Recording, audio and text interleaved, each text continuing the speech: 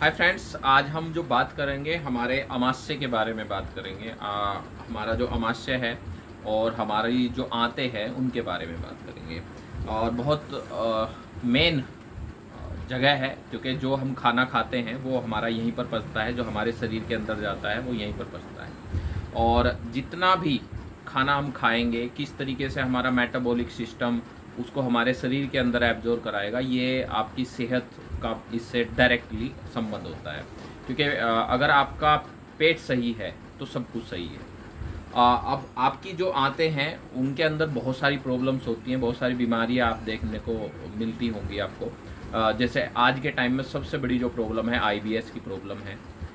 उससे ज़्यादा जो बड़ी प्रॉब्लम है वो गैस्ट्रिक प्रॉब्लम बहुत ज़्यादा है, गैस की प्रॉब्लम्स बहुत ज़्यादा है। तो आज मैं एक आयुर्वेदिक एक ऐसा फल बताऊंगा जिसका बहुत बढ़िया रिजल्ट है, बहुत अच्छे रिजल्ट हैं और वो हमेशा काम आता रहता है। और नेचुरल सोर्स में आप अपने पेट को, अमाशय को ठीक रख सकते हैं, गैस्ट्रिक प्रॉब्लम को ठीक रख सकते हैं, आईबीएस की प्रॉब्लम को ठीक रख सकते हैं।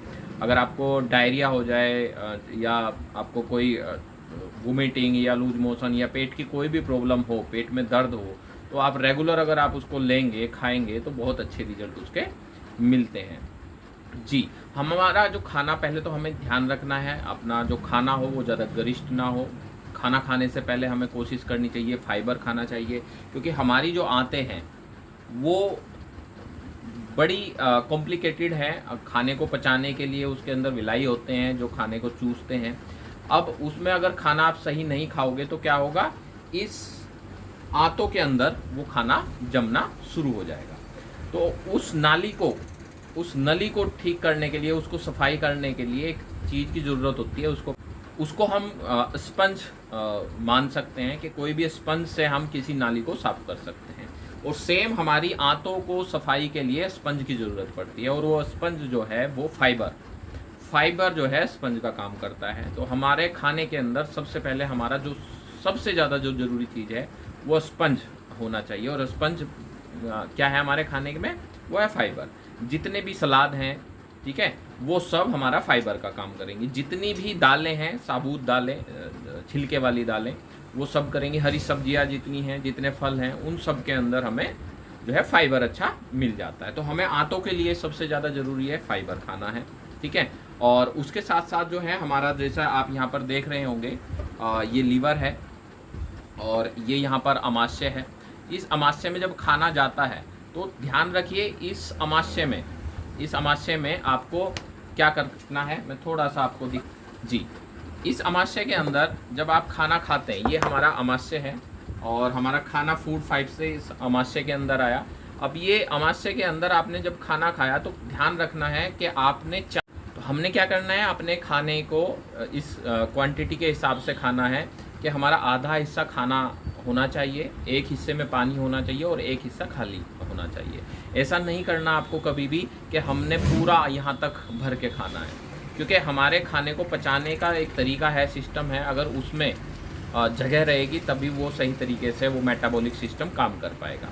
तो इसका बहुत ज़्यादा ध्यान रखना है आपको। उसके साथ साथ इसके कुछ एंजाइम्स होते हैं जो हमारा लीवर उसमें काम करता है। मैं लीवर के बारे में बाद में बात करूँगा दूसरी वीडियो के अंदर, क्योंकि ये अपने आप में बहुत बड़ा टॉपिक है। तो लीवर जो है कुछ एंजाइम पहुंचाता है, और उन एंजाइम को हमारे कुछ ऐसे खाने होते हैं जो हमारे ब्लड स्ट्रीम के साथ मिल करके वो एंजाइम स्रावित कराने का कार्य करता है। तो आज मैं जिस फल की बात करूंगा तो उसमें हमारा अमाशय काम करता है। इस फल का नाम है बेल। जैसे कि आप जो है बेल को जानते भी हो बहुत सारे लोग। ये बेल जो है कच्ची भी यूज की जाती है और पकी हुई भी यूज की जाती है। इसके पत्ते बहुत कार्य करते हैं। किन किन चीज़ों में काम करता है, अष्टांग हृदयम में जो है आयुर्वेद की एक बुक है अष्टांग हृदयम, उसमें बहुत अच्छा वर्णन इसका दिया गया है कि बेल किन किन चीज़ों में कार्य करती है। बेल अपने आप में बहुत हाईली एंटीऑक्सीडेंट तत्व इसके अंदर मिलते हैं।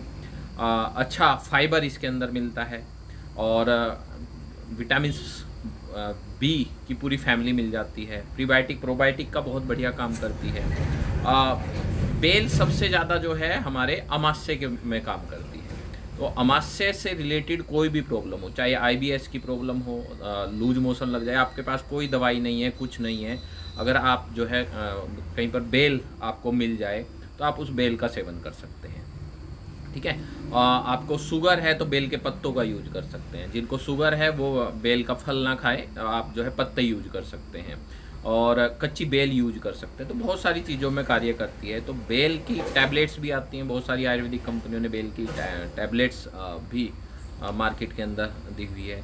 तो अगर दस्त हो या आपको पेट से संबंधित आईबीएस की प्रॉब्लम हो, पेट ठीक नहीं हो रहा हो बिल्कुल भी, तो आप जो है बेल का सेवन करें। बेल की कैंडीज भी आती हैं, तो इसका सेवन करेंगे तो पेट से रिलेटेड कोई भी समस्या होगी वो आप ठीक कर सकते हैं। तो ये आयुर्वेद का एक बहुत खास नुस्खा है। बेल को हमेशा आयुर्वेद में पेट के लिए हमेशा यूज किया जाता है। तो आप भी इसको यूज कर सकते हैं। गर्मी के मौसम में ठंडा, शरीर को ठंडा रखने में कार्य करती है। ठीक है। तो बहुत सारे कार्य हैं इसके, तो अपने आप में एक परिपूर्ण है हमारे अमावस्या के लिए, हमारी आंतों के लिए। एंड धन्यवाद।